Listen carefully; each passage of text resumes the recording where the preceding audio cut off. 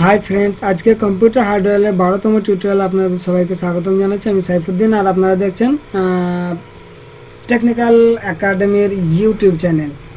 ওকে, তো চলুন শুরু করা যাক। আজকে আমরা কথা বলবো মনিটর সম্বন্ধে।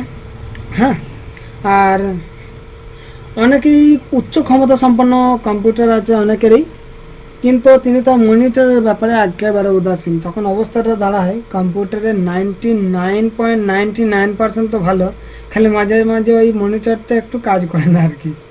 মনিটর তো সাধারণত দুই ধরনের হয়ে থাকে, একটা হচ্ছে সিআরডি,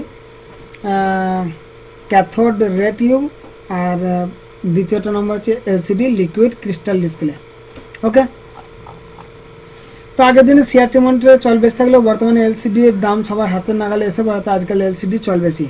সিআরটি মনিটরে মূলত ইলেকট্রন গান সংবলিত একটি ভ্যাকুয়াম টিউব থাকে। ইলেকট্রন গান থেকে ইলেকট্রন বিম পর্দার উপরে ফেলা হয়।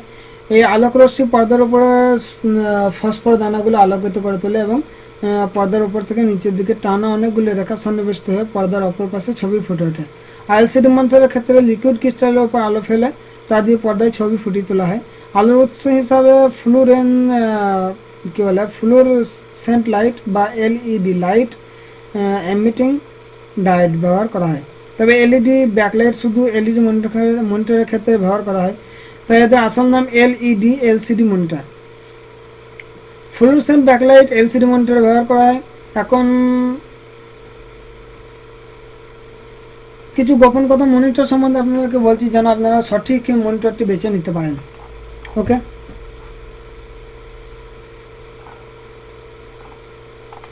যেমন স্ক্রিন সাইজ। মনিটর কিনতে গেলে প্রথমে এই ব্যাপারটা আসে। মনিটরের আকার সাধারণত 15 থেকে 28 ইঞ্চি পর্যন্ত হয়ে থাকে।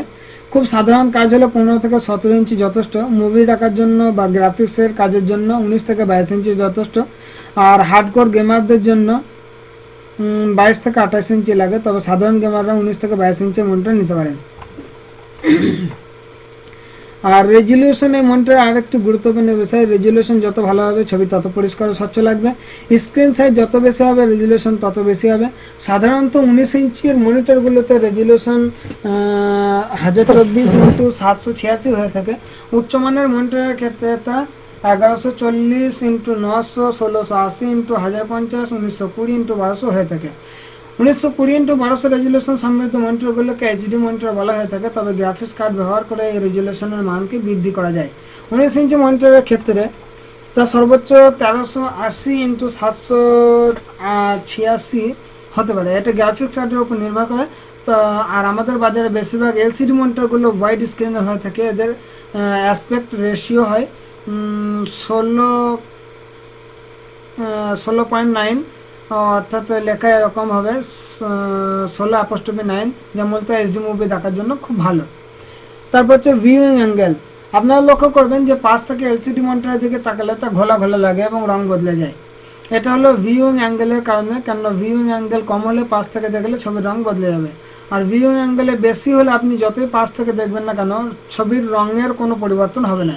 পুরনো এলসিডি মনিটরগুলির সবথেকে বড় সমস্যা ছিল এই ভিউইং অ্যাঙ্গেল, কিন্তু বর্তমানে মনিটরগুলিতে তা অনেকখানি কমিয়ে আনা হয়েছে। এখনকার মনিটরগুলির ভিউইং অ্যাঙ্গেলে 160 থেকে 175.5 ডিগ্রি হয়ে থাকে। তাই লক্ষ্য রাখবেন আপনার মনিটরের ভিউইং অ্যাঙ্গেল যেন অবশ্যই বেশি হয়। তারপর আছে আপনার রেসপন্স টাইম। মনিটরে দুইটি ইমেজ প্রদর্শনের মাঝের সময়টিকে রেসপন্স টাইম বলা হয়।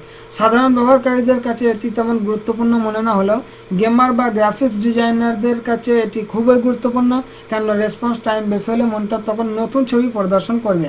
তখন নতুন প্রদর্শিত ছবিতে পূর্বের ছবির একটা আবছা ছায়া, যেমন ঘোষিং এফেক্ট বা অথবা ঘোলাটে ভাব অথবা ব্লারিং দেখা যেতে পারে। গেমার বা গ্রাফিক্স ডিজাইনাররা এই ধরনের সমস্যায় বেশি পড়ে থাকেন। তাই মনিটর কেনার সময় বিবরণীতে ভালোভাবে লক্ষ্য করে জেনে নেবেন মনিটরটির রেসপন্স টাইম সম্পর্কে। আর এলসিডি মনিটরের ক্ষেত্রে রেসপন্স টাইম 1 থেকে 16 মিলি সেকেন্ড পর্যন্ত হতে পারে, তবে আমাদের বাজারে 1 থেকে 8 মিলি সেকেন্ডের মনিটর বেশি পাওয়া যায়, যার মাঝে প্রায় 78 5 মিলি সেকেন্ড রেসপন্স টাইম সমৃদ্ধ।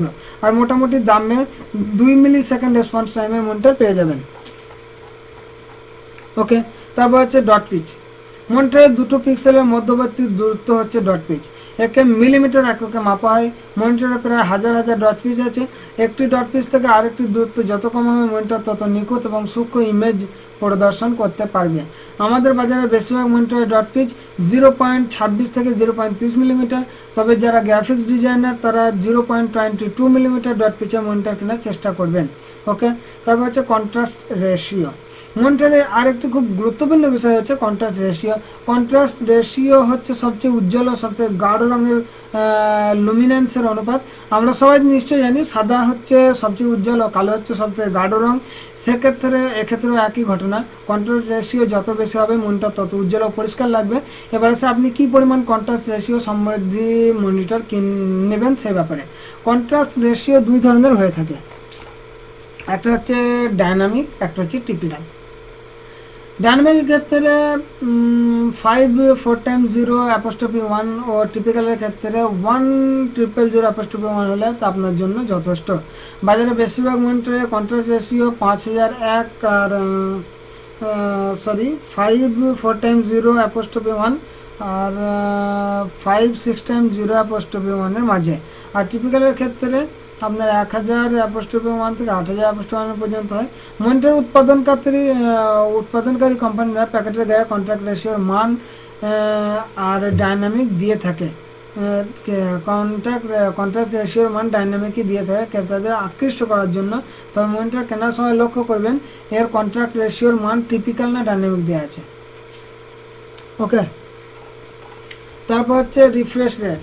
ডিসপ্লেকে প্রতি সেকেন্ডে আলোকিত করার পরিমাণকে রিফ্রেশ রেট বলে। মনিটরটি সেকেন্ডে একবার আলোকিত হলে তা 24টি, দুইবার হলে 48টি ও তিনবার হলে রিফ্রেশ রেট হবে 72 হার্টজ। রিফ্রেশ রেট বেশি হলে তা চোখের উপর কম চাপ ফেলে, অনেকক্ষণ ধরে কাজ করলেও সমস্যা হয় না, কিন্তু এটি মনিটরের আয়ু কমিয়ে দেয়। এই কারণে এখনকার এলসিডি মনিটরগুলোর আয়ু কম হয়। রিফ্রেশ রেটকে মনিটরের সেটিংস থেকে পরিবর্তন করা যায়, তবে আপনার স্বাদের মনিটরটি 40-এ খাওয়ানোর জন্য আপনাকে প্রস্তুতি নিতে হবে। মানে যদি আপনি রিফ্রেশ রেটটাকে মনিটর সেটিং থেকে পরিবর্তন করেন, হ্যাঁ 40-এ বলতে মানে ওর খুব তাড়াতাড়ি সময়কাল শেষ হয়ে যাবে আর কি, ঠিক আছে। তবে তাই আপনার যদি সেরকম মনে হয়, সব থেকে ভালো হচ্ছে আপনি যেন অবশ্যই পরিবর্তন করবেন না। তারপর হচ্ছে ইনপুট ইন্টারফেস। মাদারবোর্ড থেকে যে পোর্টের মাধ্যমে মনিটরকে ছবি প্রদর্শনের জন্য সংযুক্ত করা হয় তাকে ইনপুট ইন্টারফেস বলে। 3 ধরনের ইনপুট ইন্টারফেস মনিটরে পাওয়া যায়, ঠিক আছে। একটা হচ্ছে ভিজিও, ভিডিও গ্রাফিক অ্যাক্সেলারেশন, আর ডিভিআই, ডিজিটাল ভিজুয়াল ইন্টারফেস, আর HDMI, high definition multimedia interface. VGA প্রথম দিকের এলসিডি মনিটরগুলো ইনপুট ইন্টারফেস ছিল ভিজিএ। এটি খুব দুর্বল কারণ এটি ডিজিটাল সিগন্যালকে অ্যানালগে রূপান্তর করে, আবার তা ডিজিটাল রূপান্তর করে মনিটরে প্রদর্শন করতো, ফলে সিগন্যালের মান খারাপ হয়ে যেত। দেখা যাচ্ছে আপনি খুব ভালো একটা হাই এন্ড গ্রাফিক্স কার্ড ব্যবহার করেন, কিন্তু আপনার মনিটরের ইনপুট ইন্টারফেস হচ্ছে ভিজিএ। আমি বলবো ভালো নেই। আপনার গ্রাফিক্স কার্ড যত ভালো সিগন্যাল পাঠাক না কেন, ভিজিএ তাকে মিরপুর ও তাকে একদম পুরোপুরি মানে লঙ্কায় পাঠিয়ে ছেড়ে দেবে। ওকে, আর ফলাফল আপনার গ্রাফিক্স কার্ড পাঠাবে এইচডি, কিন্তু আপনি পাবেন যা দেখতে হবে 3GP, ঠিক আছে। উদাহরণ হিসাবে বলছি 3GP, মানে অ্যাকচুয়ালি আপনি তাকে দেখা গেলে একটা ভালো হাই ডেফিনেশনের ভিডিও করলেন, কানাসে দেখাচ্ছে 3GP ধরনের মোবাইলের কিছু আগেকার মোবাইলের ভিডিও। তারপর হচ্ছে ডিভিআই। এটি ভিজিএ থেকে মোটামুটি যথেষ্ট ভালো ইন্টারফেস। ডিভিআই ইন্টারফেসে আপনার সিগন্যালকে কোনো রকম রূপান্তর না করে সরাসরি মনিটরে প্রদর্শন করতে পারে, ফলে পিকচার কালারের মান মোটামুটি ঠিক থাকে। বাজারে ডিভিআই পোর্ট সম্বন্ধীয় 19 ইঞ্চির মনিটরগুলোর দাম সাধারণ মনিটরগুলোর থেকে 800 থেকে 1000 টাকা আপনার বেশি, তাই একটু কষ্ট হলেও চেষ্টা করবেন ডিভিআই পোর্ট সম্বন্ধীয় মনিটর কেনার। আর তারপর হচ্ছে এইচডিএমআই। বর্তমানে এটি সবথেকে ভালো ইনপুট ইন্টারফেস, যা উচ্চ ক্ষমতার ভিডিও অডিও সিগন্যালকে একসাথে দ্রুত মনিটর সরবরাহ করতে পারে। হাই ডেফিনেশন ভিডিও বা গেম খেলার জন্য, গ্রাফিক্স এডিটিংয়ের জন্য এইচডিএমআই এর তুলনা শুধু এইচডিএমআই। সাধারণ মনিটর থেকে দাম মোটামুটি বেশি, তবু যাদের বাজেট ভালো তারা এইচডিএমআই পোর্টের মনিটর নেওয়ার চেষ্টা করবেন।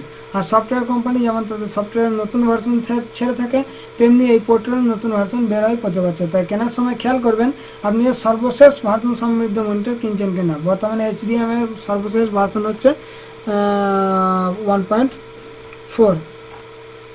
ওকে, এছাড়া HDCP high bandwidth digital content protection নামে আরও একটি ইনপুট ইন্টারফেস রয়েছে, যা আমাদের ব্যাপারে মানে বাজারে সহজলভ্য নয়। তারপর আসি প্যানেলের ব্যাপারে। আজকালকার এনসিডি মনিটরগুলোতে অনেক ধরনের প্যানেল ব্যবহার করে তৈরি করা হয়। তার মধ্যে তিনটি খুব জনপ্রিয় ও বহুল ব্যবহৃত, তার হচ্ছে TN, VA, IPS। TN twisted nematic আর ভার্টিক্যাল অ্যালাইনমেন্ট, VA আর IPS হচ্ছে ইন প্ল্যান সুইচিং। TN আমাদের বাজারে 95% মনিটর এই প্যানেল দ্বারা তৈরি। এই প্যানেল দিয়ে তৈরি মনিটরগুলো উজ্জ্বলতা, রেসপন্স টাইম ভালো। এদের সব থেকে ভালো দিক হচ্ছে এরা দামে সস্তা, বুঝছে, কিন্তু কন্ট্রাস্ট রেশিও, কালার, ভিউইং অ্যাঙ্গেলের দিক থেকে খুব দুর্বল। কিন্তু সস্তা বলে আমাদের বাজারে চাহিদা বেশি। আসলে এই প্যানেল মনিটর তৈরি করার ফলে দাম অনেক কম হয়, তাই আমাদের বাজারে বর্তমানে এলসিডি মনিটরগুলি প্রায় সবার হাতের নাগালে। তারপর আছে VA। এই মনিটরগুলিকে আপনি মাঝারি পর্যায়ে ফেলতে পারেন। এটা TN থেকে ভালো, কিন্তু IPS ইন প্ল্যান সুইচিং থেকে দুর্বল। খুব ভালো মানের কন্ট্রাস্ট রেশিওর কারণে এটি TN থেকে ভালো, আবার খুব বেশি রেসপন্স টাইমের কারণে এটি প্যানেলটি IPS ইন প্ল্যান সুইচিং থেকে দুর্বল।